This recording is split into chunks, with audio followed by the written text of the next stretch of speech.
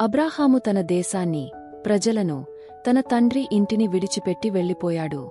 దారి లేదు, సమాధానాల్లేవు, స్పష్టత లేదు, నిశ్శబ్దం, ప్రమాదమే ఉన్నవి. కాని ఆకాశము నందు దేవుడు బలిష్ఠుడు. ఆయన అబ్రాహామును అడుగు అడుగున నడిపించెను. ఆ తెలియని స్థలాన్ని ఒక నిబంధన భూమిగా మార్చెను. కరువు దేశాన్ని తాకింది. ఐగుప్తు ఎక్కువ సురక్షితంగా కనిపించింది. భయంతో అబ్రాహాము తన భార్యను గురించి అబద్ధం చెప్పాడు. రాజులు అన్నీ తీసుకునే ప్రమాదం.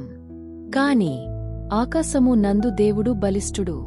దేవుడు ఫరో ఇంటిని తెగుళ్లుతో కొట్టెను, మరియు అబ్రాహామును హాని లేకుండా సంపదతో బయటికి తీసెను.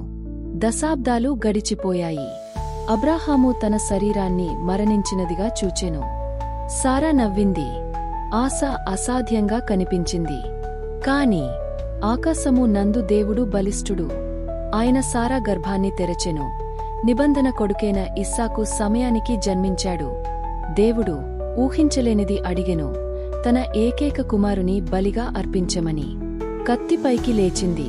తండ్రి మనస్సు విరిగిపోయింది. బలిపీఠం సిద్ధంగా ఉంది. కాని ఆకాశము నందు దేవుడు బలిష్ఠుడు.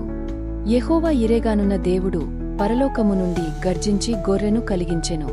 కుమారుడు రక్షించబడ్డాడు. నిబంధన నిలిచింది. అబ్రాహాము అనుమానపడెను, భయపడ్డాడు, అబద్ధాలు చెప్పెను, హాగారును తీసుకొన్నాడు. అయినప్పటికీ దేవుడు తన వాగ్దానాన్ని మార్చలేదు. ఆకాశము నందు దేవుడు బలిష్ఠుడు. ఆయన కృప అబ్రాహాము తప్పిదాలకన్నా వేగంగా పరుగెత్తింది.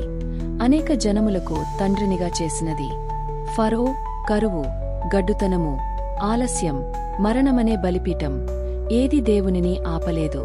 ఆకాశము నందు దేవుడు బలిష్ఠుడు. ఆయన వాగ్దానించినదాన్ని ఆయన నెరవేర్చెను.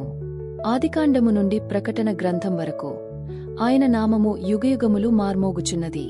నీ బాధలు విస్తార జలముల శబ్దంలా ఉన్నా, నీ సమస్యలు సముద్రపు బలమైన తరంగాలలాగా ఉన్నా, ఎప్పటికీ గుర్తు ఉంచుకోండి, వాటన్నింటికంటే ఆకాశము నందు యేసు క్రీస్తు బలిష్ఠుడు.